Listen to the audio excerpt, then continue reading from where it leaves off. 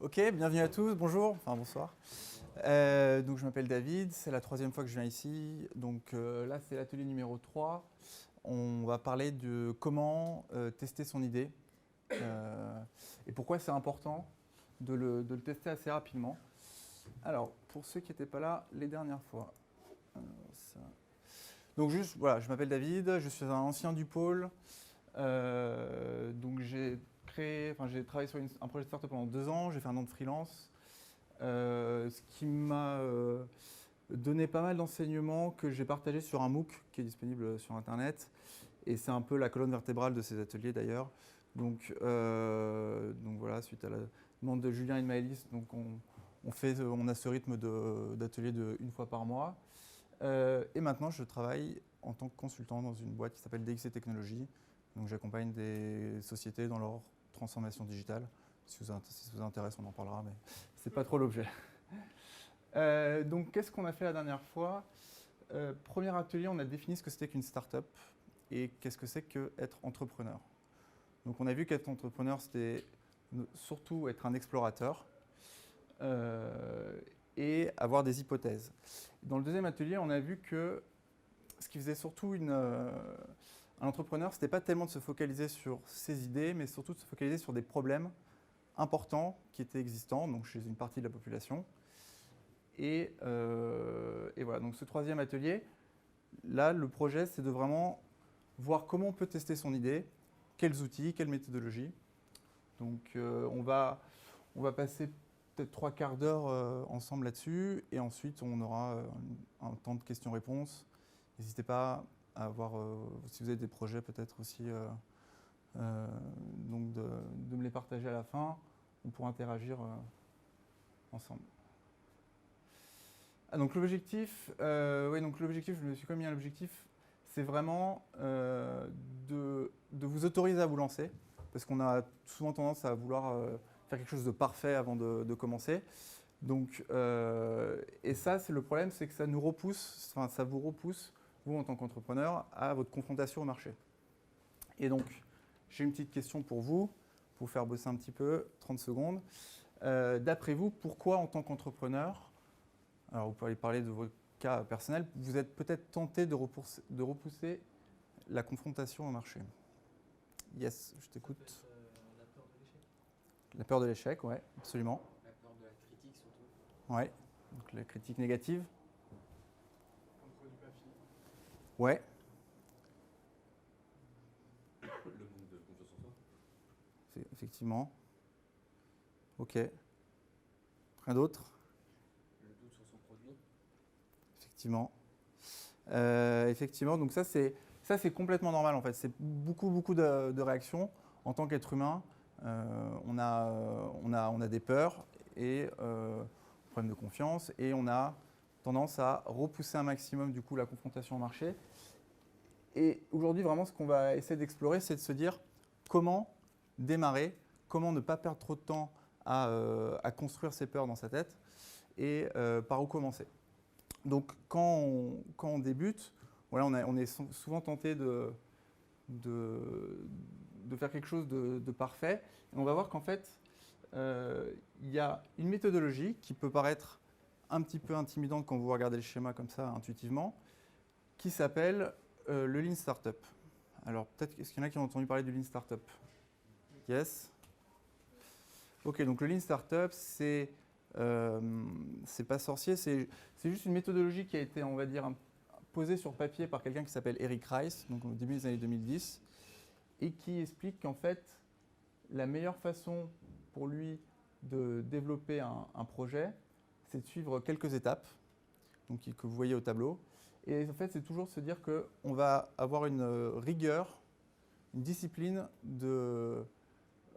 pour générer un maximum d'apprentissage. Et donc, comment on démarre? Donc, vous démarrez avec votre idée. Donc ça, c'est en général votre première hypothèse que vous avez en tête. Cette idée, vous allez construire quelque chose et vous allez obtenir un premier produit. Donc ça va être votre premier prototype. Ce premier prototype, il va générer de la data, donc des données, des statistiques, enfin peu importe, on va voir qu'il y a plein de formes de prototypes différentes. Pour à la fin, et là c'est vraiment le plus important, apprendre quelque chose. Donc le but, ça va être de générer un maximum de cycles où vous allez passer par ces étapes de construction, de mesure et d'apprentissage pour à chaque fois renouveler, pour repartir ici avec des idées un petit peu plus claires et en fait petit à petit repousser des choses qui sont fausses et vous rapprocher de la vérité de votre projet. Donc pour ça, vous allez voir que c'est quelque chose qui est assez facile à faire. Si vous, avec aujourd'hui, avec les outils qu'on a sur Internet, on prendra des exemples un peu plus tard. Et pourquoi, en fait, en tant qu'entrepreneur, il est important d'avoir cette discipline où on passe du temps à avoir une hypothèse, la tester, avoir des retours et remettre à jour ces hypothèses. Parce que, en fait, alors c'est un peu cru, mais c'est le fondateur de Groupon qui dit tout simplement on est tout simplement incapable de savoir si une idée est bonne ou pas. Donc lui, il peut parler en connaissance de cause parce qu'il a créé Groupon dans les années 2008, si je ne dis pas de bêtises. Et à l'époque, il avait créé un site qui s'appelait The Point, qui permettait un petit peu comme, je ne sais pas si vous connaissez change.org. Donc ça permettait d'organiser des gens à travers des causes pour soutenir certaines causes qui tiennent à cœur. Et ça n'avait pas du tout fonctionné comme il espérait. Et du coup, il a changé et il a gardé un peu le même principe. Il a fait ce qu'on appelle un pivot. Et il a toujours permis aux gens de se réunir, mais pour acheter des choses. Donc vous connaissez tous Groupon, j'imagine. Et donc ça, il ne pouvait pas l'imaginer.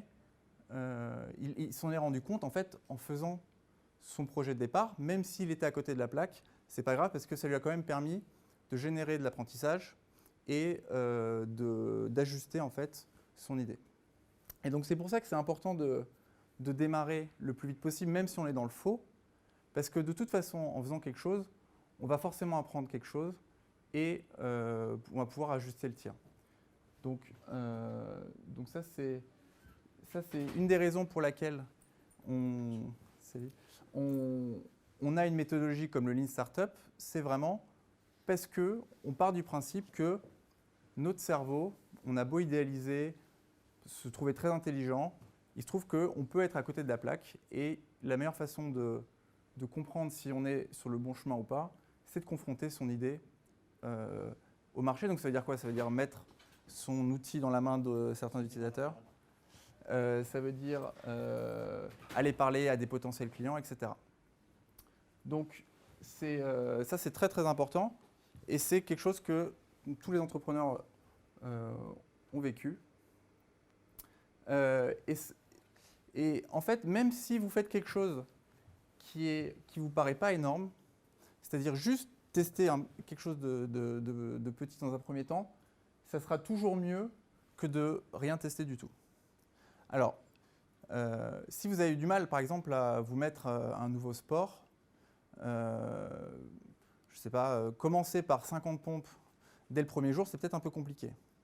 Mais si vous faites 5 pompes la première semaine, 6 pompes la deuxième semaine, 7 pompes la troisième semaine, etc., vous allez peut-être arriver à vos 30 pompes qui était votre objectif initial. Mais, alors c'est certain, vous allez mettre plus de temps que quelqu'un qui fait déjà beaucoup de sport et qui a une longueur d'avance sur vous, mais vous irez toujours plus loin que quelqu'un qui ne fait rien et qui attend un miracle pour que quelque chose arrive. Donc, il ne faut pas sous-estimer même des petits objectifs. Donc souvent, on a peur, on se dit qu'avoir des petits objectifs, c'est un manque d'ambition. Au contraire, avoir des petits objectifs, c'est vraiment respecter, c'est vraiment faire preuve d'ambition parce qu'on se donne les moyens d'atteindre quelque chose qui va vous générer derrière de la satisfaction, potentiellement de l'apprentissage. Et donc, vous allez créer un cercle vertueux pour... donc là, j'ai pris l'exemple du sport, mais l'entrepreneuriat, c'est la même chose. Donc, il ne faut pas avoir peur, même si c'est de vouloir en fait gravir la montagne d'un seul coup. Commencer par quelques marches, c'est tout à fait honorable et c'est comme ça que la plupart des hobbies ou des projets démarrent. C'est en faisant des petites choses petit à petit. Et pourquoi je vous dis ça? Parce que en fait, notre cerveau, il n'est pas vraiment fait pour pour comprendre le pouvoir des petites choses. C'est-à-dire qu'on sous-estime en fait le pouvoir de l'accumulation de certaines initiatives. Donc ça, c'est un extrait d'un article de Paul Graham, qui est une personnalité de l'entrepreneuriat américaine, qui explique en fait, si par exemple vous avez un projet d'application, si vous faites l'effort chaque semaine de vous dire je vais avoir 10% de plus d'utilisateurs que la semaine précédente, et donc vous commencez avec 100 personnes la première semaine, deuxième semaine vous allez avoir 110 personnes, et si vous continuez cet exercice d'avoir 10% de plus chaque semaine, au bout d'un an vous allez avoir 14 000 utilisateurs, et au bout de 2 ans vous allez atteindre 2 millions d'utilisateurs. Donc ça paraît des chiffres énormes, mais simplement en faisant 10% de mieux chaque semaine, vous pouvez arriver à ce genre de montant. Et donc, donc ça, c'est juste vous dire, alors évidemment, c'est beaucoup plus simple de commencer avec 100 et d'avoir juste 10 nouveaux utilisateurs la première semaine, plutôt qu'au bout d'un an et demi. Mais en même temps, à force de faire cet exercice, au bout d'un an et demi, vous aurez développé les réflexes et la compréhension de vos marchés qui vous permettra d'aller chercher les 10% nécessaires à chaque fois. Donc, ne sous-estimez pas le pouvoir des petits objectifs. Ça peut à la fin créer des grandes rivières.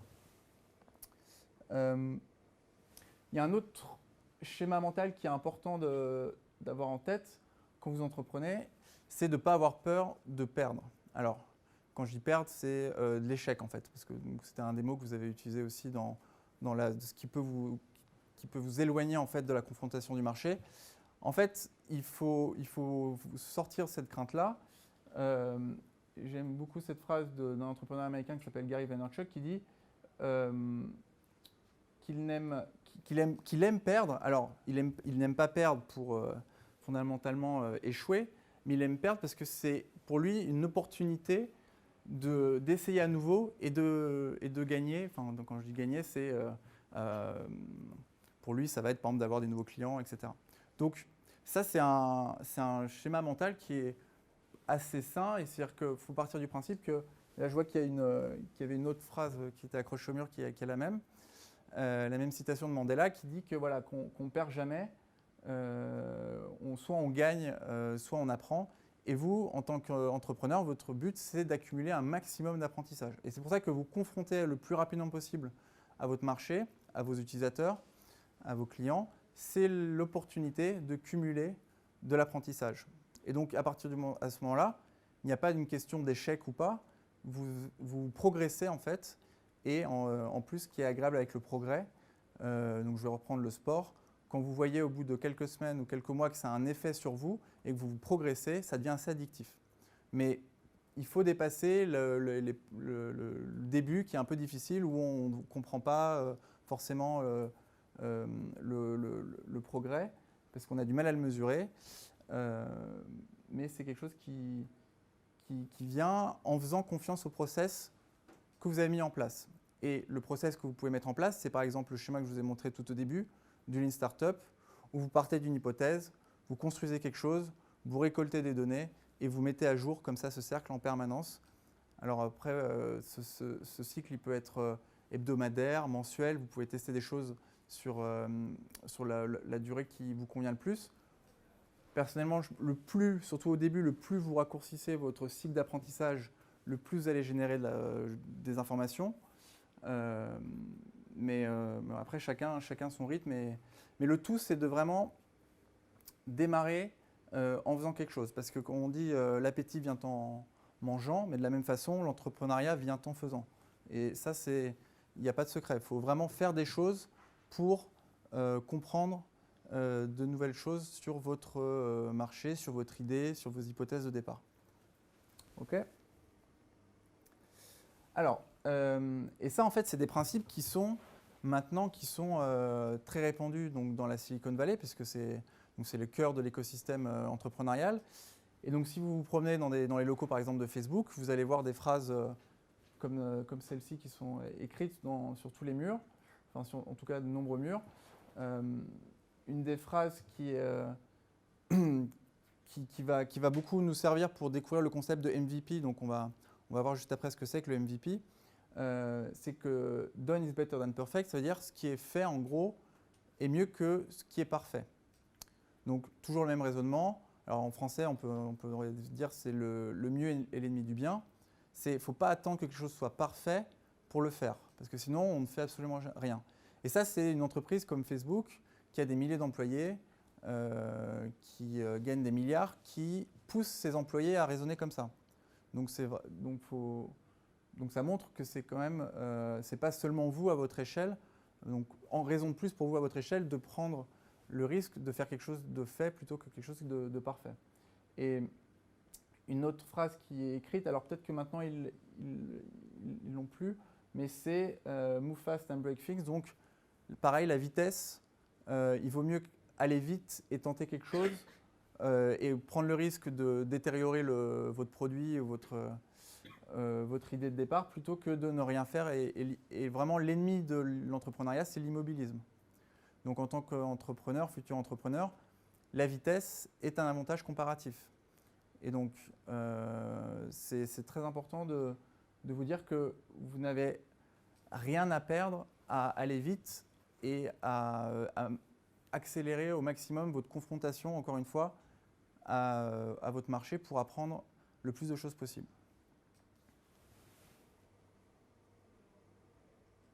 Alors, le MVP, c'est donc de l'anglais Minimum Viable Product. Qu'est-ce que ça veut dire? C'est la version minimum de votre idée, en fait. En fait, c'est de partir du principe que chaque projet que vous avez en tête, là, il peut être ramené à un niveau très très simple qui permettrait déjà de vous le construire ou de trouver des personnes, des amis avec qui le construire et de le mettre à la disposition de vos premiers utilisateurs. Donc ça, c'est vraiment ça va être la notion clé de ce soir. Et vraiment, pendant que je vais vous prendre les exemples, je vais vous parler des différents outils, essayez d'imaginer comment vous, avec votre idée que vous avez peut-être là ce soir en tête, vous allez être capable de la décliner en quelque chose de très simple pour pouvoir la construire, peut-être pas ce soir, mais en tout cas demain. Alors, il y a plusieurs formes de MVP. Donc ici, j'en ai classé, j'ai classé quelques exemples. Donc, du plus simple au plus complexe, on va dire, à construire. Donc, le plus simple, ça, vous le faites peut-être déjà en cours sur certains projets, c'est le formulaire.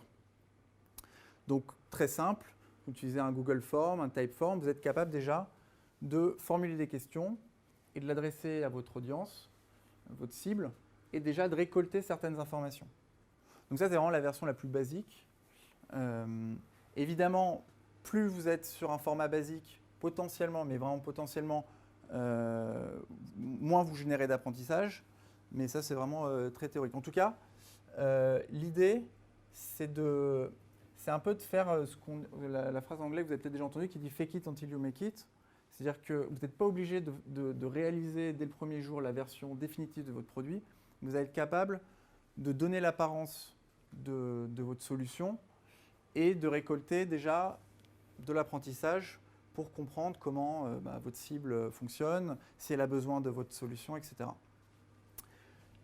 Un autre format de MVP, ça peut être de créer une newsletter. Donc là, le newsletter, c'est pratique parce que ça vous permet de vous adresser à votre cible, de collecter un certain nombre de mails et de créer une première communauté. On verra, il y a des exemples de startups qui ont commencé comme ça. MVP le plus répandu, c'est la landing page. Donc, je construis une page web où je mets en avant donc, ma promesse, ma proposition de valeur, et je vois si ça intéresse des gens qui s'inscrivent. Donc là, pareil, je n'ai pas besoin de construire ma solution. Je fais que mettre en avant ma promesse et je vois si les gens sont réactifs. Si les gens sont actifs, à ce moment-là, je suis sur la bonne piste. La vidéo, pas mal de startups aussi utilisent la vidéo. Aujourd'hui, c'est devenu assez incontournable. La vidéo, c'est pratique parce que ça permet d'expliquer de façon assez complète votre idée. Ça permet à la cible de se projeter si vous êtes capable de la mettre en scène.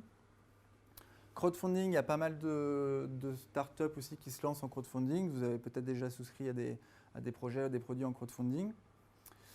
il y a c'est parce que ici, alors, surtout l'avantage, c'est que ça permet aussi de rentrer de la trésorerie. C'est-à-dire qu'au lieu, en plus de valider, de créer une communauté, vous allez pouvoir déjà rentrer des sous. Bon, sur la landing page aussi, vous pouvez le faire. Conciergerie, c'est intéressant. On va donner un exemple de Hitch, que vous connaissez peut-être l'application Hitch. Ils ont commencé comme ça. Donc, conciergerie, ça veut dire quoi? C'est-à-dire qu'on va simuler l'application ou la solution, mais à l'échelle humaine. C'est-à-dire que plutôt que ce soit la technologie qui résolve le problème, ça va être un humain qui va résoudre le problème. Donc, on va voir comment Hitch a fait ça, par exemple. Et vous pouvez aussi développer, si vous avez par exemple une application ou un site web, la version minimum de votre site web ou d'application, avoir des gens dessus, et là vous allez aussi pouvoir voir les premières données et voir comment votre cible réagit. Donc, encore une fois, du plus simple au plus complexe, on va voir à la fin de la présentation tout un tas d'outils qui permettent pour chacun de ces exemples que vous pouvez mettre en application dès demain. Encore une fois, sans être ingénieur, sans savoir coder, vous avez la possibilité aujourd'hui, en 2018-2019, de développer vos premiers prototypes. Pourquoi je vous dis ça? Parce que vraiment, il n'y a plus d'excuses aujourd'hui pour ne pas créer votre premier prototype, pour ne pas vous confronter. Vous avez forcément des outils gratuits ou presque gratuits qui sont à disposition. Donc on les verra un petit peu après. Dans votre collecte d'informations, il y a un réflexe que je trouve très salutaire, c'est de ne pas confondre les faits et les opinions. Donc quelle est la différence? Si vous demandez à quelqu'un, par exemple, vous lancez sur le business des vacances, du voyage, etc. Si vous faites un formulaire, par exemple, et vous demandez à votre entourage ou à une cible de personnes, qu'est-ce que tu vas faire l'été prochain? Comment tu vas organiser ta journée? Quelles activités tu vas faire, etc. Vu qu'il va parler au futur et qu'en plus, la personne qui va remplir le formulaire a plutôt une autre opinion d'elle-même, c'est normal. Dire, moi, les vacances prochaines, je vais faire du sport le matin, je vais lire en début d'après-midi, et puis je vais faire, je sais pas, un sudoku, et puis je vais voir ma famille, je vais passer du temps au téléphone aussi avec mes proches, etc. Donc ça, c'est la version un peu idéalisée, parce qu'il ne parle pas d'un fait, mais il parle de ce qu'il pense faire dans le futur. Et ça, c'est le piège, parce qu'en fait, finalement, si on repose la question à cette même personne après les vacances, alors qu'est-ce que tu as fait pendant les vacances? Il dit, en fait, je suis resté au bord de la piscine et j'ai bu des verres avec des amis, et puis ouais, j'ai passé du temps en famille, mais bon, voilà. Alors les bouquins, le sport, tout ça, c'est sauter à l'eau. Donc là, on est sur des faits. Quand vous faites un formulaire, il vaut mieux poser la question de qu'est-ce que vous avez fait dans le passé, et là, vous êtes sur quelque chose de factuel. Parce que, alors peut-être qu'il a lu des bouquins, mais en tout cas, ce ne sera pas une vraie photographie de la réalité. Donc, ne pas confondre les deux. Et ça, c'est typiquement, par exemple, ce qu'a fait Netflix. Netflix, si vous avez utilisé Netflix, ils sont capables, s'ils posaient la question de qu'est-ce que vous aimeriez voir comme film sur la plateforme, peut-être que les gens diraient, moi, le cinéma des années 30, ça me passionne, parce que voilà, qu'on veut avoir une idée un peu intellectuelle de la chose. Alors qu'en fait, si on regarde l'usage en concret de ce que la personne fait sur Netflix, on se rend compte qu'il regarde plutôt des séries X ou Y, je veux vexer personne. Et du coup, voilà, là il y a un décalage entre l'opinion que la personne a d'elle-même et la réalité. Et donc, il vaut mieux toujours se baser sur des faits, parce que vous allez être dans la réalité demain si vous développez un projet et vous n'êtes pas dans un conte de fées. Et donc, analysez toujours des faits plutôt que des opinions. Donc ça, pour vos formulaires, c'est important de faire la différence. Et donc, c'est ce que disait donc, un des responsables du produit chez Netflix. Il dit que eux, une façon dont nous avons réussi à construire vraiment une offre qui était cohérente pour les utilisateurs, ce n'était pas de se fier à ce que les utilisateurs disaient, mais ce qu'ils faisaient vraiment dans la réalité. Alors, un exemple de MVP, donc de Minimum Viable Product, de prototype, on peut dire aussi, c'est Buffer. Alors, Buffer, vous ne connaissez peut-être pas, moi que je me trompe. Buffer, donc, c'est un outil qui permet en fait de gérer, quand on est une entreprise, de gérer sa présence sur les réseaux sociaux. d'organiser ses tweets, ses posts Instagram, ses posts Facebook, etc. Mais au tout début, donc ça c'est l'idée aujourd'hui. Mais au tout début, c'est peut-être l'idée qu'il avait à l'époque d'ailleurs, le fondateur. Au tout début, il s'est dit, mais je vais résoudre un problème simple, c'est les tweets, on ne peut pas les programmer à l'avance. Et lui, ça l'embêtait parce que le fondateur, il aimait bien, il consommait beaucoup d'informations le matin, par exemple, et il avait 4-5 articles, par exemple, d'articles ou de vidéos à partager. Il ne voulait pas les partager d'un coup, d'un même temps, pour ne pas inonder ses réseaux et pour que ses amis ils reçoivent toutes les informations qu'il a partagées d'un coup.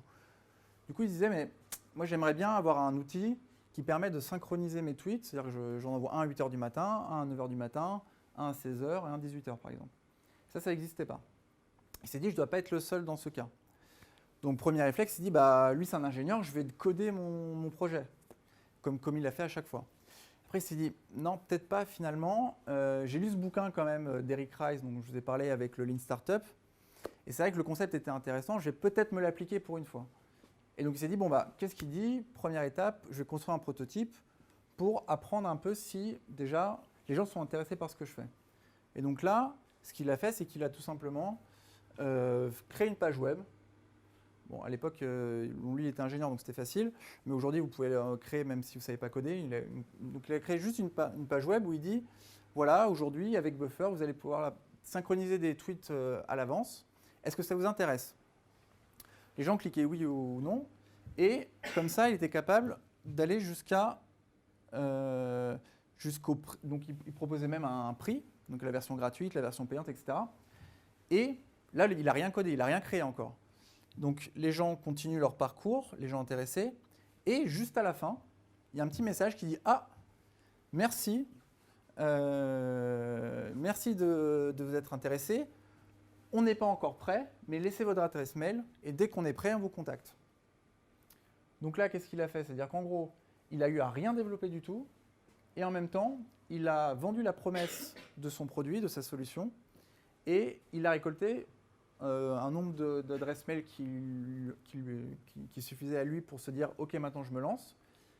Et voilà. Et donc il a pas dépensé de temps, enfin peu, pas dépensé d'argent pour valider, se dire que ok, il y a des gens qui sont intéressés. Et l'avantage en plus de ça, c'est que au-delà lui de se dire bon bah je vais passer du temps sur quelque chose que des gens veulent, il s'est créé une première communauté d'utilisateurs. Donc il a comme ça avec qui il va pouvoir ouvrir la discussion une fois que son produit est prêt. Donc ça c'est très important parce que quand vous avez un produit qui est disponible, c'est aussi important d'avoir des personnes au début qui sont prêtes à vous faire des retours. Donc là, c'est ce qu'il a pu faire. Donc vous voyez, sans une ligne de code, juste avec des landing pages, il a pu valider son idée. Et aujourd'hui, Buffer, c'est pas que sur Twitter, c'est sur tous les réseaux sociaux que vous connaissez. Et c'est plusieurs millions d'euros de bénéfices. Et donc c'est une entreprise qui est prospère. Il a commencé comme ça. Dropbox, bon, vous connaissez tous Dropbox pour le coup. Dropbox, son fondateur. Donc Dropbox, c'est quand même compliqué à mettre en place. C'est-à-dire que c'est une techno qui est très très lourde. Et il voulait se faire accepter. Déjà, il voulait se faire accepter dans un incubateur, accélérateur de start-up aux États-Unis qui s'appelle Y Combinator. Et il voulait convaincre les membres du jury là-bas de se faire accepter. Donc le jury lui dit que c'est compliqué parce que déjà il est seul fondateur. Il dit oui, mais moi pour créer mon truc, je vais avoir besoin d'une équipe d'ingénieurs, je ne vais pas pouvoir le faire tout seul. Il dit oui, mais moi c'est compliqué, j'ai quand même besoin que tu montes quelque chose et surtout ne fais pas ton projet tout seul. Il dit bah oui, mais moi j'ai toujours pas trouvé de collègues avec qui travailler, donc c'est compliqué. Donc comment il a fait pour se faire accepter? Il a créé une vidéo où en fait il a mis en scène son produit. C'est-à-dire qu'il a fait semblant que son produit existait. Il a filmé donc son ordinateur avec des logiciels de montage. Il a illustré à quoi ressemblerait le produit s'il était développé. Sauf que lui, il n'a pas dit que le produit n'était pas développé. Il a fait croire qu'il était développé. Donc les gens ont vu ça. Et lui, ce qu'il a fait, il a partagé la vidéo sur Internet, sur des forums où beaucoup de gens de communautés de start-up se rendent régulièrement pour tester de nouveaux produits. Donc Hacker News pour le nommer. ils sont tombés sur la vidéo, ils ont trouvé ça super et ils se sont inscrits. Donc quand il est retourné voir les membres du jury de Y Combinator, il a dit bah, ok, je vais peut-être pas développer mon produit, mais j'ai quelques dizaines de milliers de personnes qui attendent qu'il existe.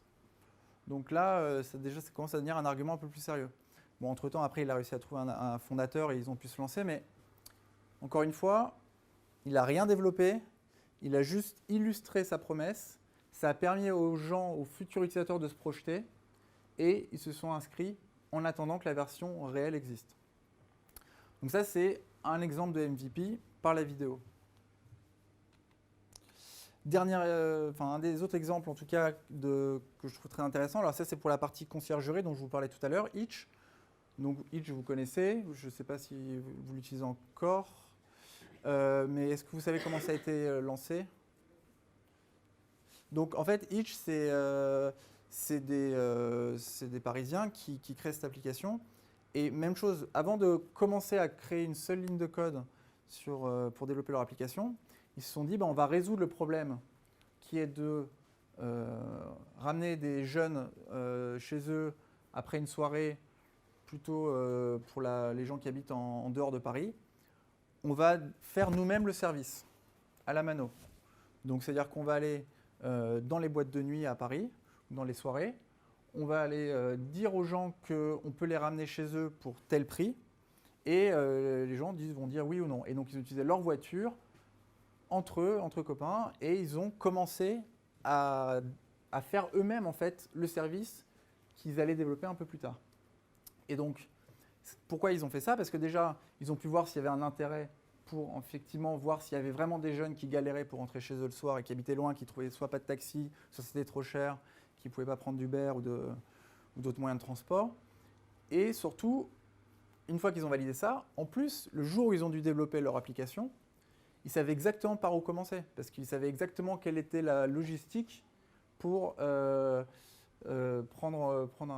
un jeune et le ramener chez lui. Donc ils avaient en tête toutes les étapes.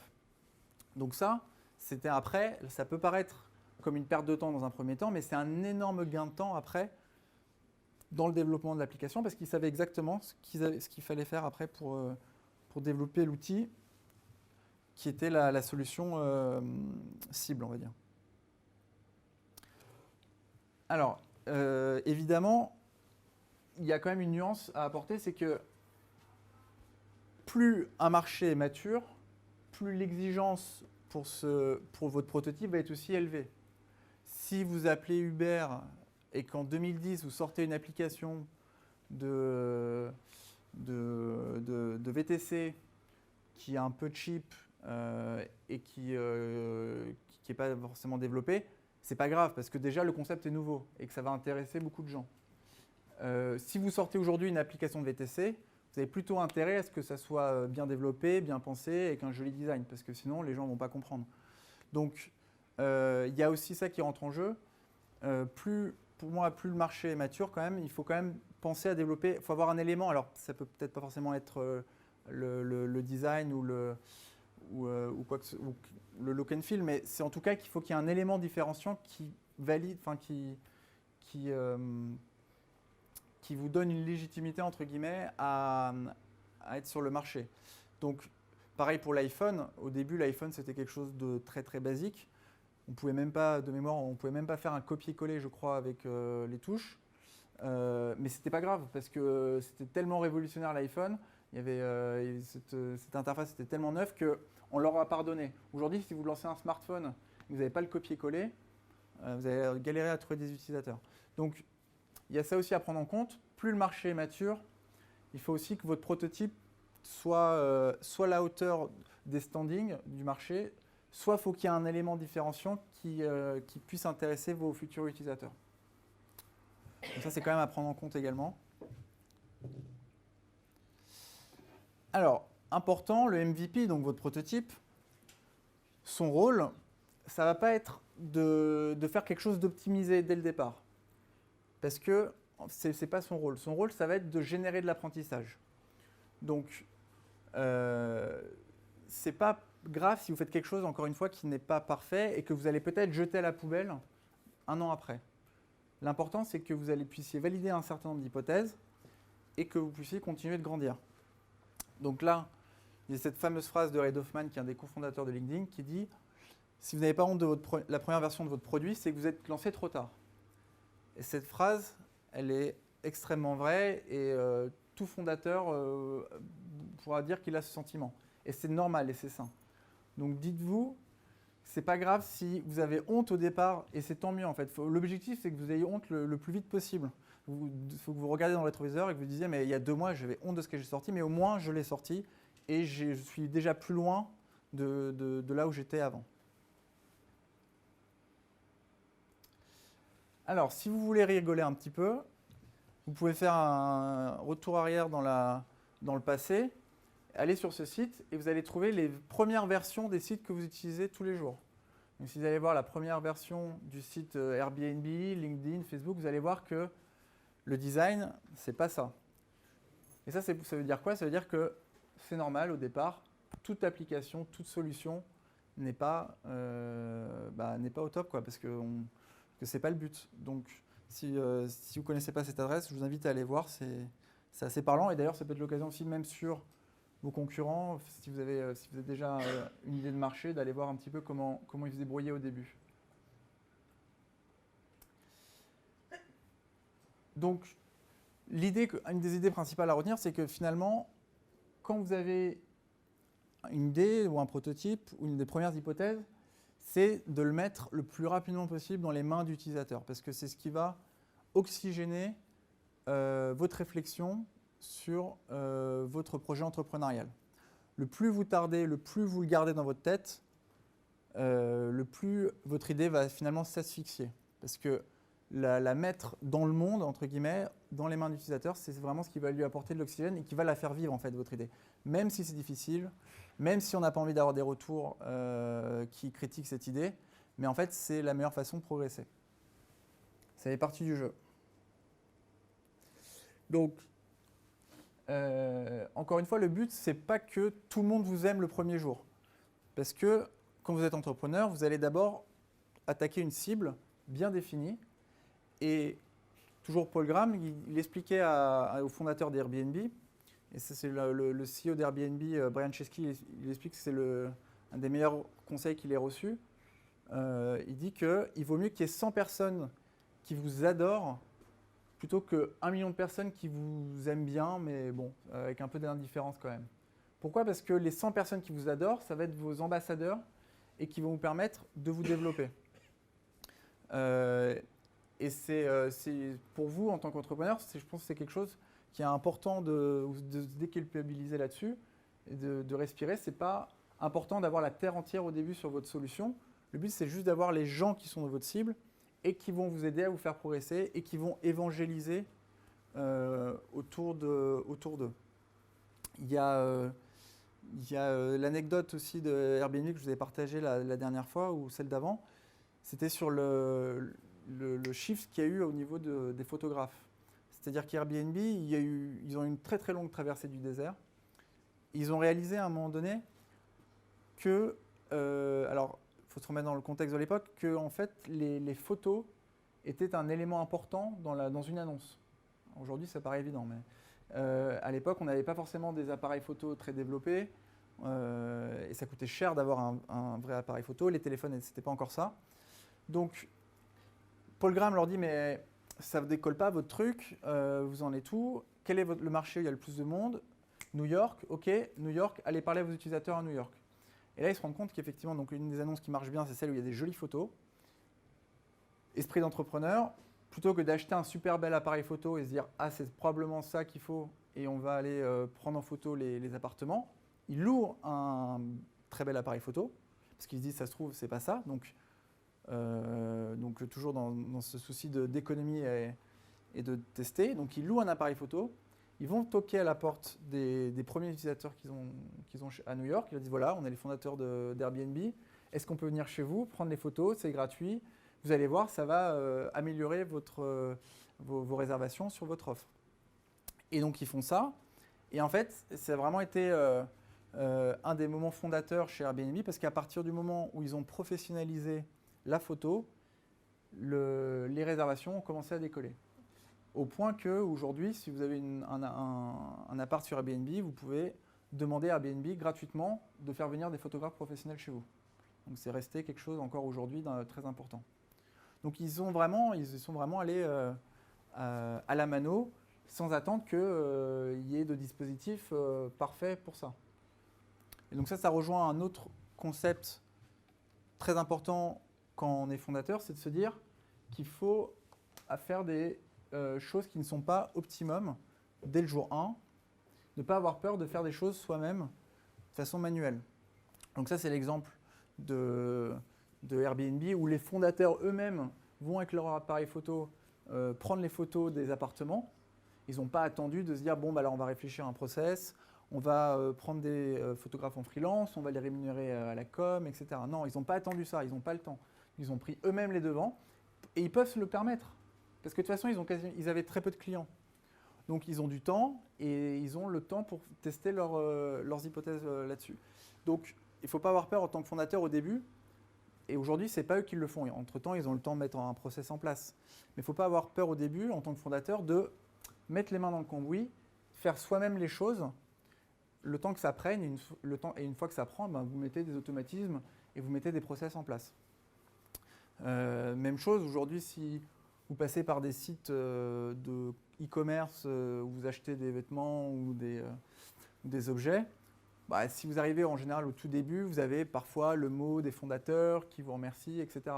Bon, évidemment, quand il y a plusieurs milliers de commandes par jour, c'est des cartes qui vont être imprimées où il n'y aura plus ça, mais ça ne coûte pas cher en fait, au début de personnaliser la relation et de renforcer en fait, le lien avec vos premiers utilisateurs. Parce que, encore une fois, vous avez plus de temps qu'une fois que ça décolle vraiment. Ça, il ne faut pas avoir peur de mettre les mains dedans. Et donc voilà, conseil de Steve Blank, un autre entrepreneur américain, il faut sortir, aller rencontrer les utilisateurs, sortir, aller rencontrer les personnes qui sont sur votre marché, des potentiels partenaires, etc. Parce qu'il n'y a absolument aucun fait ou très peu apprentissages qui vont être générés en étant assis derrière votre bureau, derrière votre ordinateur, en train de développer ce que vous pensez être l'outil parfait. La meilleure façon de s'en rendre compte, c'est d'aller voir dans le vrai monde si ça répond à un vrai besoin.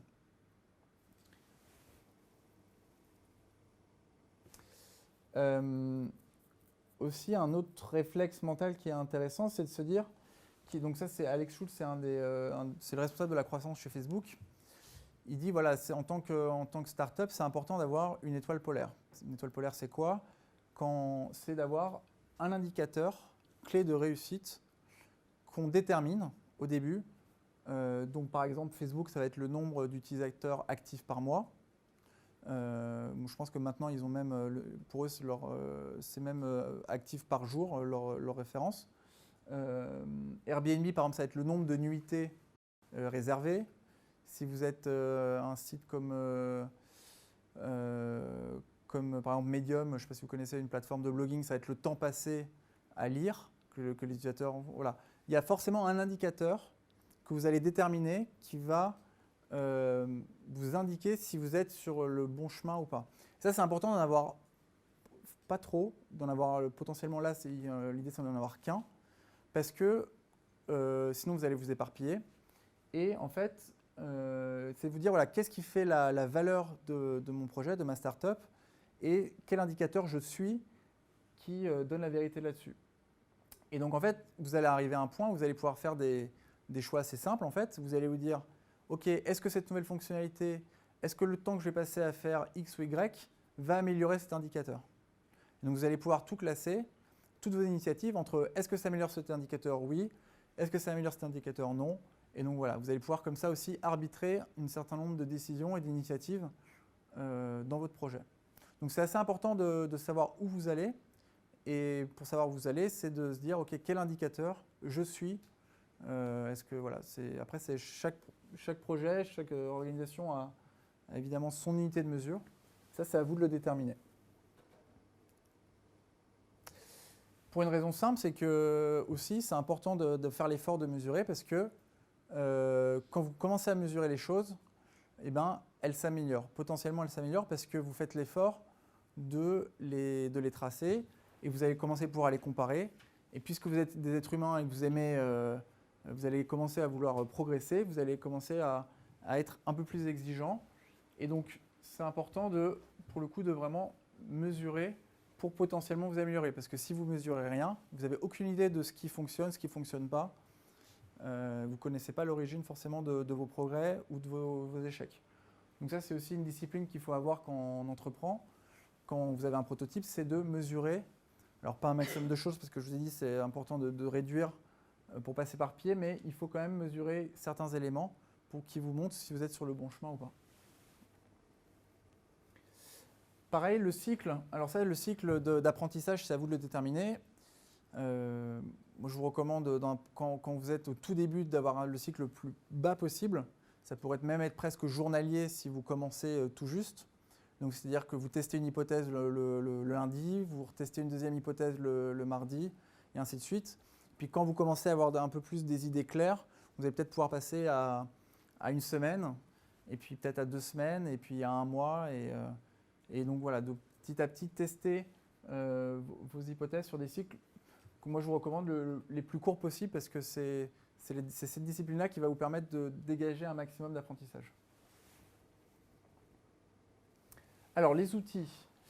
Donc, je vous parlais d'outils pour faire vos différents prototypes. Pour les formulaires, vous connaissez tous Google Forms. Il y en a 2 autres que je trouve un peu mieux foutus, un peu plus jolis, donc Typeform et Jotform. Je ne sais pas si vous connaissez. Donc, par exemple, j'ai mis en dessous des exemples de startups qui utilisent ça en France. Asphalt, je ne sais pas si vous connaissez, c'est une marque d'habillement pour hommes. Eux, ils construisent tous leurs produits avec des formulaires. C'est-à-dire qu'ils vont demander à leur base d'utilisateurs, OK, je vais construire un jean, je vais construire une chemise, quels sont vos jeans que vous avez actuellement, qu'est-ce que vous aimez bien chez eux, etc. Donc, ils vont récolter un maximum de données. Et ensuite, avec leur équipe de design, ils vont construire les produits selon ce qui marche dans les vestiaires de leur base de clients. Et ils vont sortir les produits. Et comme ça, une fois que la personne a rempli le formulaire, elle va aussi demander à être notifiée lorsque le produit va sortir. Et voilà, et que ça s'auto-alimente. C'est-à-dire que les gens participent et en plus, en fin de chaîne, potentiellement, ils achètent. Donc ça, c'est une façon d'utiliser les formulaires. Pareil, s'ils voient qu'ils veulent lancer un jean et qu'il n'y a que 4 personnes qui ont répondu à leur formulaire sur les jeans, ils se disent, bon, bah, peut-être que les jeans, ça n'intéresse personne. Il y a d'autres marques qui font ça. Je vais plutôt me concentrer sur les chemises. Je vais continuer à faire des pulls. Voilà.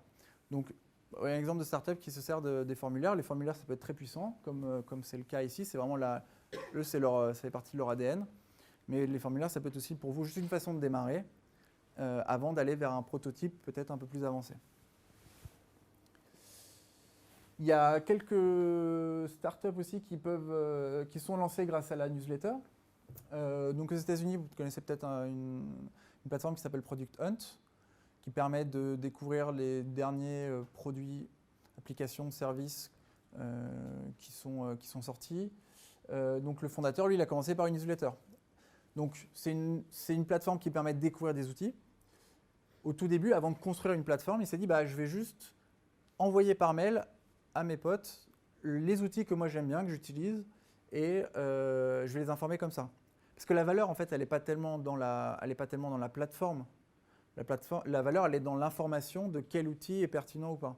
Donc, qu'au début, on le fasse par mail ou qu'on héberge tout sur une jolie plateforme bien designée, la valeur, elle est quand même là. Et donc, c'est pour ça que lui, il s'est dit au début, je vais juste faire un email, c'est quelque chose que je sais faire, qui ne demande pas de développement, et je vais comme ça grossir ma communauté. Et puis, quand j'ai assez de gens dessus et quand j'ai le temps de développer ma plateforme, qui sera un peu plus structurée, à ce moment-là, je vais pouvoir informer tous les gens qui me suivent déjà que la plateforme existe et qui peuvent la consulter. Donc, encore une fois, faire quelque chose de parfait n'est pas une excuse pour ne pas démarrer quelque chose d'imparfait tout de suite. Et donc, c'est ce qu'a fait par exemple ce fondateur-là. Il y a d'autres... alors, Cézanne, c'est une autre marque d'habillement français.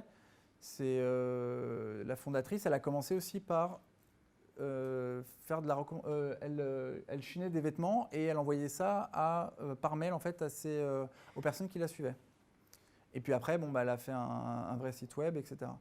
Donc, encore une fois, le mail peut être un début. Glossier ou Glossier, je ne sais pas si Vous connaissez, c'est une marque américaine qui fait des produits de beauté pour femmes. Elle a commencé par une newsletter et même un blog. Donc, elle a commencé à créer la première communauté sur son blog, recommander des produits, et ensuite, avec cette communauté, elle a créé elle-même les produits qu'elle leur a vendus ensuite. Et l'avantage de la newsletter, c'est que ça permet aussi de développer une expertise. Parce que, par exemple, pour le cas de la beauté ou des vêtements, vu qu'on s'adresse à des gens qui sont intéressés par ça, on est aussi obligé de creuser, de se passionner et de développer des compétences dans ce domaine-là. Landing page, donc des outils pour générer des pages web, un peu comme avait fait Buffer, donc je vous ai montré au tout début.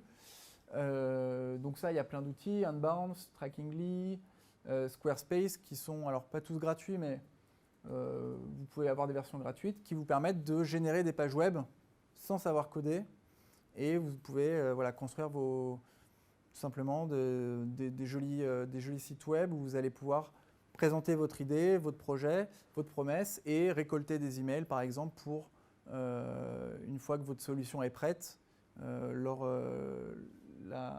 faire savoir. Et donc ça, c'est une bonne façon de valider aussi l'intérêt. Parce qu'avant de se mettre du temps à développer quelque chose, c'est important de voir si des gens sont intéressés. Et donc ça, par exemple, il y a une start-up française, en tout cas le fondateur est français qui s'est créé récemment, l'ancien fondateur de Made, qui a créé un nouveau projet dans la cosmétique naturelle, qui s'appelle Season, et ils ont, en quelques jours, quelques semaines, ils ont collecté plus de 30 000 adresses mail de personnes qui sont intéressées par leurs produits, alors qu'ils ne se sont pas encore lancés. Juste que ça leur permet de valider le fait qu'ils sont sur la bonne piste et ça leur achète du temps, entre guillemets, pour développer leurs produits. La vidéo, donc je vous parlais de Dropbox qui a utilisé ce format. Donc il y a des solutions, il y a des sites web comme Powtoon ou des plateformes pour faire du montage comme Wondershare qui sont assez pratiques. Voilà, pareil, il ne faut pas être un monteur professionnel pour utiliser ce type d'outils, et ça vous permet aussi de mettre en scène votre idée à travers une vidéo. Donc crowdfunding aussi, c'est une très bonne façon de démarrer. Pourquoi ? Parce que vous allez, au-delà de présenter votre idée, donc vous allez souvent, il n'y a quasiment aucune campagne de crowdfunding qui se lance sans vidéo, donc vous allez déjà aussi produire une vidéo, expliquer votre projet. Vous allez commencer à lever des fonds, donc vous allez avoir des premières personnes qui vont souscrire à votre idée, donc soit une contrepartie, donc qui peut être le produit, ou soit des récompenses que vous décidez. Là, il y a une start-up française qui s'est lancée récemment, donc Respire, et qui en 3 semaines a eu plus de 20 000 précommandes pour des déodorants naturels sans produits chimiques. Ouais, bon alors je ne sais pas si c'était naïf 300, mais bon, en tout cas, elle a explosé son quota de départ. Et donc voilà, donc l'avantage c'est que donc, cette personne, elle a, en plus d'avoir récolté beaucoup d'argent pour développer son projet, elle a aussi eu des retombées médiatiques, elle a eu une première communauté de personnes à qui elle va garder un lien. Et c'est une super validation. Là, quand on a 20 000 personnes qui souscrivent à votre produit alors qu'il n'existe pas, c'est-à-dire que les gens ont mis leur carte bleue en ligne pour acheter quelque chose qui n'existait pas encore. Donc ça, c'est quand même extraordinaire. Et ça, c'est l'avantage, c'est le nouveau monde dans lequel on vit, c'est vous pouvez vendre la promesse avant de la produire. Et donc c'est là aussi où vous avez, vous, un enjeu en tant qu'entrepreneur, à votre âge, même en tant qu'étudiant, vous pouvez vendre cette promesse et vous n'avez pas l'excuse de devoir la produire dans un premier temps. Parce qu'on vous pardonnera tout. Après, si vous avez assez de gens qui sont prêts à vous suivre, si votre produit n'est pas prêt tout de suite, c'est pas grave. Les gens sont habitués à maintenant quand même aussi à attendre un petit peu. Il ne faut pas trop tarder, mais vous allez beaucoup plus facilement trouver, vous, la motivation à développer votre idée et surtout trouver des potentiels associés si vous arrivez avec des chiffres de plusieurs milliers de personnes qui attendent votre produit. Donc ça aussi, c'est quand on a fait une école de commerce et qu'on n'a pas forcément de skills en développement informatique ou en programmation, on se dit qu'on est bloqué par le technique. Si vous allez parler à des développeurs, vous avez des copains développeurs et vous leur proposez de vous associer, Si vous avez juste l'idée, ils vont dire ouais. Si vous avez l'idée et en plus vous avez des milliers de personnes qui vous attendent, bon là, il y a plus de chances que ce soit concret et que vous pouvez vous lancer. Surtout que des demandes de personnes d'école de commerce, il en aura reçu 15, ce développeur auquel vous pensez, et du coup, c'est bien de se différencier avec quelque chose de concret. Je vous parlais de la conciergerie, donc, comme Itch avait fait par exemple. Itch, eux, ils sont allés carrément donc, dans les boîtes de nuit pour tester leur proposition de valeur. Vous pouvez aussi, tout simplement, par exemple, je ne sais pas si demain, vous voulez créer, par exemple, une agence de voyage sur un créneau, je ne sais pas moi, sur les méditations en Amérique du Sud, plutôt que de créer la plateforme avec la barre de recherche, les recommandations, etc., qui est très très lourd à faire. Vous pouvez tout simplement, par exemple, vous servir d'Instagram, aller chercher toutes les personnes qui ont tagué méditation, qui sont en France, rentrer en conversation avec eux en DM sur Instagram, leur demander « Ah, bah, si tu veux, je t'aide gratuitement, donne-moi, tu veux partir où, je fais le boulot, je vais regarder de mon côté et je reviens vers toi avec une liste d'endroits cool sur lesquels aller méditer, par exemple. » Et donc ça, vous n'avez pas développé l'outil, mais vous créez la valeur que les gens peut-être attendent. Mais ça, vous le faites à la mano, en fait. Vous n'avez pas besoin d'avoir la plateforme déjà finie. Donc là, vous pouvez faire finalement un peu ce que Itch a fait de façon manuelle. Vous allez créer de la valeur sans avoir la solution technique parfaite. Parce que, encore une fois, la solution technique n'est pas le fondement de votre projet. Le fondement de votre projet, c'est de créer quelque chose d'utile dont les gens ont envie. Et répondre à la question où je pars pour faire ma méditation en Amérique du Sud, ça, vous pouvez le résoudre en vous renseignant de votre côté, en ayant des connaissances dans le domaine, soit en faisant des recherches, et vous pouvez interagir avec les gens. Moi, j'ai pris Instagram parce que aujourd'hui, c'est ce qui marche le plus, mais vous pouvez aller ici sur Facebook, aller chercher les groupes où les gens s'intéressent à ces sujets-là, par exemple, etc. Vous pouvez aussi vous servir de WhatsApp. WhatsApp, si vous pouvez par exemple créer des communautés dans WhatsApp, vous créez un groupe où vous pushez des infos, je ne sais pas, sur tel ou tel sujet. Si vous lancez une app, par exemple, sur comment maigrir, plutôt que de passer du temps à créer l'app, la développer, pour finalement avoir une interface où on vous dit bah, aujourd'hui, mange ça, demain, mange ça, et puis ce week-end, fais du sport. Vous créez un groupe WhatsApp, vous rédigez vos messages, les gens reçoivent votre message dans le groupe WhatsApp et pareil, vous créez de la valeur pour des gens qui ont envie de mincir, par exemple. Donc, pas besoin d'avoir une app juste pour ça. Vous pouvez créer de la valeur, même avec des outils qui ne sont pas encore parfaits. Donc, c'est un peu l'idée de la conciergerie. Et enfin, vous pouvez aussi, évidemment, si vous avez la motivation, les skills et développer votre propre outil. Là, vous rapprochez de la version finale de votre application, votre solution, en faisant le design un peu plus avancé, sachant qu'il y a une application qui est intéressante, française, qui s'appelle Bubble aussi, où vous allez être capable, par exemple, de générer des applications sans avoir à coder une seule ligne. Donc juste avec de la logique et du clic, vous allez être capable de générer un site web ou une app. Donc voilà, les produits, les outils, ils existent sans que vous ayez forcément à être ingénieur. On touche à la fin. Alors, si vous êtes curieux aussi de tout ce qui existe sur le marché, il y a une extension que j'aime bien, que j'utilise personnellement, qui s'appelle Build With. Vous avez le lien ici si vous voulez la trouver. En fait, ça, dès que vous êtes sur un site web, parfois vous demandez est-ce que ce site web est développé en WordPress, est-ce que ce site web est développé en X ou Y, est-ce que derrière, est-ce qu'il y a un outil d'analytics qui est en train de me traquer, lequel, etc. Donc, avec ce petit bouton, en fait, vous l'installez sur votre navigateur et en fait, il va scanner la page web sur laquelle il se trouve et il va tout de suite vous dire les outils qui sont utilisés par la boîte derrière. C'est super intéressant pour soit découvrir de nouveaux outils, soit pour comprendre les outils qui sont sur le marché, qui sont utilisés par les gens dans votre domaine. Voilà. Donc ça, c'est une bonne façon de se familiariser avec les différents outils qui existent en ligne. Autre bonne nouvelle, c'est que finalement aussi tout s'apprend, presque. C'est que si vous avez vraiment envie même de vous mettre en fait à coder votre propre app, une fois évidemment vous avez validé sans passer trop de temps dessus, les messages quand même de la soirée.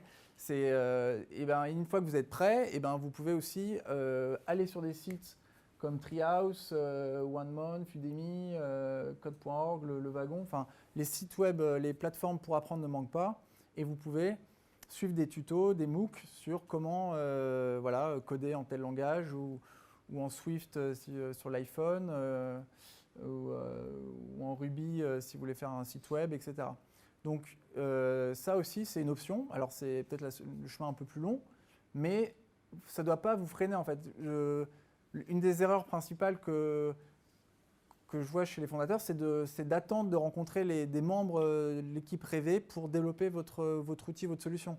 En fait, vous pouvez commencer même en vous débrouillant avec les outils que j'ai présentés, ou même vous en bidouillant un peu de code s'il y a besoin, et commencer votre aventure seul en fait.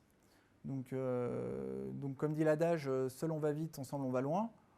Au début, vous n'avez pas besoin d'aller loin, vous avez juste besoin d'aller vite. Donc commencez dans votre coin, et puis une fois que ça prendra un petit peu, et ben, ça sera beaucoup plus simple d'embarquer des gens en cours de route. Et puis en plus, c'est malheureux, mais le succès amène le succès. Donc bah, une fois que votre truc marchera, ou vous aurez compris certaines choses, et ben, ça va forcément intéresser des personnes. Et puis peut-être que les candidats ne manqueront pas pour vous rejoindre votre aventure entrepreneuriale. Donc rien ne vous empêche de commencer seul et de démarrer demain. Donc juste pour conclure, le prototype, l'objectif du prototype du MVP, donc c'est vraiment de valider votre hypothèse. Pour autant, il faut que vous ayez eu des hypothèses au départ. Parce qu'en fait, si vous construisez un prototype mais que vous ne savez pas ce que vous cherchez, et ben, du coup, vous allez collecter des informations, mais vous allez répondre à aucune question que vous êtes posée au départ. Donc, avoir des réponses quand il n'y a pas de question au départ, vous n'êtes pas beaucoup avancé. Donc, ça ne suffit pas de créer le prototype, il faut vraiment avoir la discipline de se dire « Ok, qu'est-ce que je cherche à valider en construisant ce prototype ?» Et alors, on peut citer Orelsan aussi pour la partie entrepreneuriale. Dans deux de ses chansons, il parle de MVP. En fait, il a une approche très entrepreneuriale. Quand il dit voilà, quand on est enfant, on a juste besoin de 2 cailloux pour faire des poteaux de foot. Et ben, c'est exactement ça. Vous, pareil, quand vous avez votre projet, vous n'avez pas besoin de la solution parfaite. Vous êtes capable à petite échelle, vous débrouiller pour voilà, quand on est enfant, on n'a pas besoin d'avoir un stade de foot, des poteaux parfaits, des vrais filets pour jouer au foot. On a juste besoin de quelque chose qui roule et de taper dedans et d'avoir des semblants de but avec des pulls ou des cailloux. Et dans une autre de ses chansons, il dit pas avoir de matos ou de contacts, c'est pas une excuse. Et si vous le dites, c'est que bon, vous êtes une victime. Bon, ça veut dire quoi? Ça veut dire qu'en gros, voilà, vous êtes en 2019 et qu'on a tous des iPhones dans nos poches. On a tous accès, normalement, à des ordinateurs, des outils. Et donc, il n'y a pas vraiment d'excuse pour ne pas se lancer.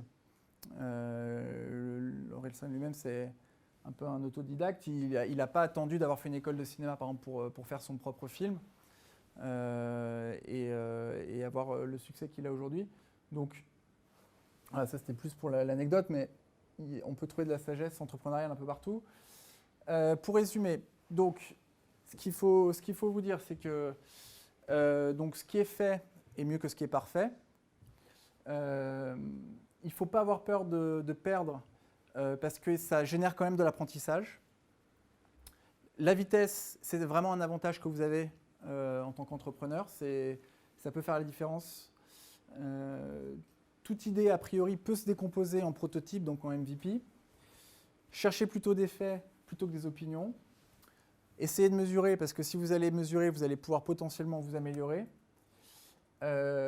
Posez-vous la question de quelle est votre étoile polaire, quel indicateur clé vous suivez. Pareil, ça va vous permettre de savoir si vous êtes sur la bonne direction ou pas.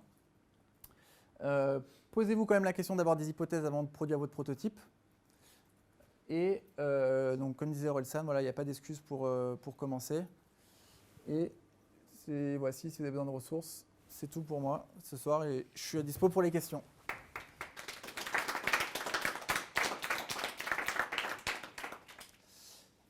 Est-ce que vous avez des questions? Est-ce que vous avez Vous avez envie de parler de vos projets? Est-ce que vous avez des pistes sur comment décomposer votre idée en quelque chose de simple, de prototypable? Yes? On a parlé des différents MVP, mais est-ce que il y a des délais minimales pour attendre des résultats? Se dire, on lance un MVP, ça doit durer 2 mois minimum, pas moins. Ou est-ce qu'on peut dire, je lance un MVP en 2 semaines et au bout de 2 semaines, je récupère les datas et hop, je lance mon produit. Est-ce qu'on a du temps? Donc, est-ce que finalement, quel cycle tu utilises pour générer ton apprentissage? Ça, c'est vraiment personnel, en fait. Ça va dépendre de ton produit. Si tu développes, quelque chose qui est très complexe technologiquement, peut-être que tu peux te donner un peu plus de temps, surtout si tu es sur des cycles très longs, par exemple. Si tu vends, je sais pas, j'essaie de trouver un exemple. Si tu vends des produits RH pour des très grosses boîtes, le cycle de vente de persuasion est assez long. Donc c'est normal si au bout de 2 semaines, tu ne convaincs pas forcément les RH de Danone ou de je sais pas, de Capgemini ou de n'importe quelle grosse boîte qui existe. Donc ça, c'est normal parce que le cycle de vente de ton marché fait que tu vas avoir des temps un peu plus longs.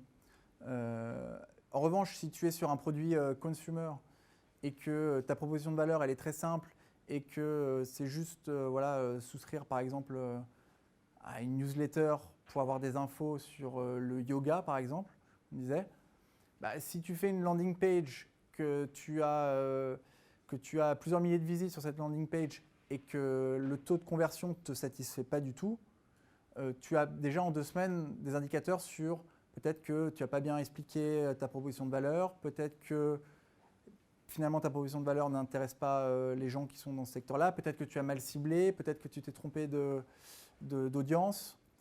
Donc là, déjà, tu peux avoir un rapport sur des cycles un peu plus courts.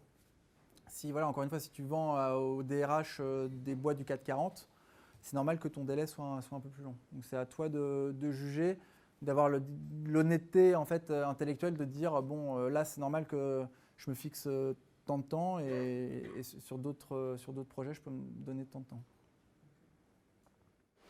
À un moment, David, tu parlais de landing page. Ouais. Une question qui est intéressante, c'est de se poser la question de comment aussi amener du trafic justement sur ta landing page. Donc, est-ce que peut-être tu peux parler de ça? Ouais, alors ça c'est... Yes. C'est le chapitre 5, c'est du teasing. Mais ouais, effectivement, en fait, une des erreurs qu'on fait, et moi je l'ai fait en premier, c'est de croire que le monde nous attend et que, un peu le syndrome Harry Potter, c'est-à-dire qu'on croit qu'il y a une destinée qui nous attend et qu'il suffit de grandir. Alors le biais, c'est que même Harry Potter est conscient que c'est faux et il construit sa propre légitimité si on suit l'histoire jusqu'au bout. Mais voilà, il y a un peu un syndrome comme ça, on croit que le monde entier nous attend une fois qu'on a fini notre app. Et en fait, on se rend compte qu'une fois qu'on a fini notre app, en fait, ça ne suffit pas. Il faut mettre en place autour de notre produit tout un tas de leviers pour aller chercher des utilisateurs. Et donc ça va passer par de la com. Donc il y a autant de façons de faire qu'il y a de projets. Moi, on va découvrir ça dans l'atelier 5. Une question simple en fait pour attirer des utilisateurs, c'est se poser la question de où est-ce que la cible que j'ai en tête passe du temps. Voilà, où est-ce que est son intention? Si je vends encore une fois des produits de beauté, je vais investiguer Instagram, je vais passer du temps sur les blogs, je vais aller dans les forums. Si ma cible c'est des chercheurs Bac plus 15, je vais aller dans les conférences où ces gens passent du temps, je vais aller sur les campus de ces universités-là. Enfin, il n'y a pas de bonne ou mauvaise façon de faire de la com, il faut juste, par un travail d'empathie, se dire... Alors après, peut-être que... C'est pour ça que c'est important de se confronter vite, parce que tu vas peut-être penser qu'au début, ton produit, c'est pour telle cible, tu vas aller parler à cette cible, tu vas te rendre compte qu'il y a de l'indifférence peut-être, que tu n'arrives pas à attirer des gens pour ça. Donc deux solutions, soit ton projet, il faut remettre en cause ton produit ou ta promesse, ou soit il faut changer de cible. Mais dans les deux cas, il faut être fixé assez rapidement. Donc bon, ça, c'est des choses qu'on découvre en le faisant, en fait, tout simplement. Donc bon, après, je ne sais pas si ça répond à... Ou trouver... Voilà, se dire où est-ce que la cible que j'ai en tête, et encore, elle peut changer, cette cible. Donc c'est pour ça qu'il ne faut pas mettre tous les œufs dans le même panier dans un premier temps. Si, par exemple, faire du payant dans un premier temps, c'est peut-être pas idéal. Il faut pas faire de l'acquisition payante. C'est par exemple... voilà. C'est-à-dire des pubs sur Facebook ou sur Google, dans un premier temps, ça n'a pas de sens parce que... Enfin, ça n'a pas de sens. Si vous avez un produit payant à la limite, mais dépenser de l'argent pour quelque chose sur des hypothèses où vous n'êtes pas encore certain, c'est peut-être un peu dangereux. Par contre, une fois que vous avez compris quelle est votre cible, où elle se trouve, et que vous avez trouvé déjà à petite échelle comment l'atteindre, là, ça peut valoir le coup de dépenser de l'argent pour industrialiser cette acquisition. Et là, le payant peut avoir du sens. Mais dans un premier temps, faites tout à la mano. Je ne l'ai pas dit, mais dans le conseil de Paul Graham, Do Things That Don't Scale, donc concrètement, ça veut dire en français faire vraiment les choses manuellement au début. Il prend l'exemple dans son article, que je vous invite à lire, qui est un article de 2013, mais qui est vraiment un article incontournable à lire, qui est dans les ressources. Il parle par exemple des frères qui sont fondateurs irlandais de Stripe. Donc, je ne sais pas si vous connaissez Stripe, qui est une application, qui permet de générer des paiements sur Internet. Eux, ce qu'ils faisaient au tout début, un fondateur normal, il va voir des utilisateurs et leur dit voilà, moi je vends un gateway pour tes paiements sur ton site web. Est-ce que ça t'intéresse? Ouais, ok, super, je t'envoie un lien et tu me dis ce que tu en penses. Ça, c'est ce que tout le monde fait parce que paresse, parce que timidité, etc. Les fondateurs de Stripe, ils disaient ah, ça t'intéresse? Ok, donne-moi ton ordi, je l'installe. Et donc, il n'y avait pas le choix, le type. Donc, il prenait l'ordinateur et hop, il avait tout de suite l'outil entre les mains. Et donc, évidemment qu'ils n'ont pas fait ça pendant... Aujourd'hui, ils ne font plus ça, ils n'ont plus besoin de ça. Mais au début, il ne faut pas avoir peur d'aller chercher vos premiers utilisateurs de façon un peu... pas forcée, mais convaincante. J'aimerais bien que, Eden, vous présentiez votre projet si vous avez 3 minutes. Il nous reste encore 5 minutes juste pour qu'on puisse illustrer avec un cas concret, parce que bon, expliquez votre projet et puis on va en parler. Notre projet en fait c'est de créer une communauté qui sera reliée grâce à une application et un objet connecté. Au début c'était pour lutter contre le harcèlement de rue. Donc quand quelqu'un se sentait en insécurité dans la rue, il avait la possibilité d'appuyer sur le bracelet connecté qui envoie une alerte à toutes les personnes de la communauté qui peuvent venir aider la personne. D'accord. C'est un projet de base. Ok. Et alors, vous avez déjà un prototype sur ce projet? On est en train de travailler sur le prototype. Et qu'est-ce que vous faites alors pour le prototypiser? Enfin là on est en train de coder l'application. D'accord. Et en même temps, depuis quelques semaines, on travaille sur les MVP du coup, sur la landing page, pour être plus précis. D'accord, donc en parallèle, tu développes le hardware et de l'autre côté, tu développes la page web pour attirer les premiers utilisateurs. C'est ça. Ok. Et vous utilisez quoi comme outil pour la landing page? C'est Tracking List. Tracking List. Tracking List. Ok. Cool. Et tu penses que ça va prendre combien de temps alors de développer le produit? On veut le finir en mars. Ok. Après, ça va être plus compliqué. Ah, donc c'est pas tout de suite. Non. Après, tu parlais justement tu parlais des hypothèses, si tu veux, à formuler dans l'objectif de test. En l'occurrence, les hypothèses, là, dans leur cas, ça peut être aussi de la segmentation. C'est de se dire, ok, peut-être que ma cible, c'est, je sais pas, par exemple, les femmes qui rentrent de soirée, par exemple, ou, je sais pas, les hommes, voilà. Et donc, peut-être que c'est aussi un point qu'il faudrait qu'on aborde peut-être dans l'atelier 5, au niveau de la landing page. L'idée, c'est aussi de tester plusieurs landing pages, et un peu comme disait David, d'être dans une itération. C'est-à-dire qu'on va tester et mesurer le taux de conversion sur une landing page qui vise par exemple les femmes, et puis sur une autre landing page. Voilà. Et donc, si je comprends bien, la quintessence, enfin, la version la plus basique du produit, c'est d'appuyer sur un bouton. C'est ça. Donc, ouais, expérience très simple Avec pour une application. l'application, d'accord. L'application. Et est-ce que vous avez essayé d'utiliser dans un premier temps, pour tester ou pour avoir des premiers feedbacks, de sortir du côté hardware et de le mettre dans du software? C'est-à-dire Juste avoir une maquette ou quelque chose comme ça? Non, c'est-à-dire par exemple, peut-être que vous pouvez tester déjà avec vos premiers utilisateurs ce principe-là, en achetant un nom de domaine très simple, par exemple, j'ai peur dans la rue, enfin je sais pas, n'importe quoi, mais et donc avec cette URL très simple à taper, il faut que ça soit court parce que si les personnes sont en danger, il vaut mieux que ça soit rapide, qu'ils mettent en favori dans leur navigateur ou dans leur téléphone, et dès qu'ils sentent le danger, ils vont sur l'URL, et sur l'URL, il y a juste un bouton, le bouton que vous avez en tête, et sur lequel ils appuient. Ça ferait quelque chose le bouton quand même? Bah, je sais pas. Qu'est-ce qui fait votre bouton du coup? Normalement, ça alerte les personnes de la communauté. Ok, donc il y a quand même une étape d'enregistrement. Oui, voilà. Ça envoie WhatsApp, ça envoie un SMS à tout le monde. Ouais. Mais tu vois, quand je dis utiliser le software, c'est que là, donc de toute façon, votre idée, c'est du hardware. Donc ça, je sais pas. Mais je dis, peut-être dans un premier temps, ça peut être intéressant. Mon but, c'est pas de remettre en cause votre projet, mais de vous dire, est-ce que je peux pas tester cette idée d'alerter mes proches avec un URL, peut-être une URL très simple, avec un bouton qui envoie un push peut-être automatique vers un contact dans WhatsApp que j'ai prédéfini au départ et pour alerter. Voilà, il y a peut-être des choses automatisantes. Par exemple, il y a un outil comme Zapier, par exemple, je ne sais pas si vous connaissez, qui permet de connecter des outils web entre eux grâce à des API. Peut-être qu'il y a une recette Zapier qui permet de connecter parce qu'en fait, le bouton, c'est juste le trigger, donc c'est le point de départ.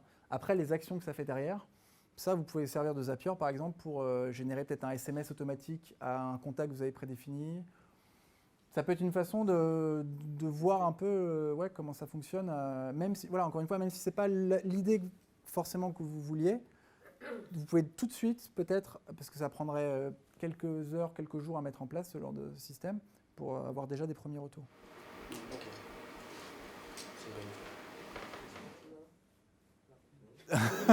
Tu veux y aller? C'était un non interrogatif. Ok, bah merci David. Merci à vous. C'est cool.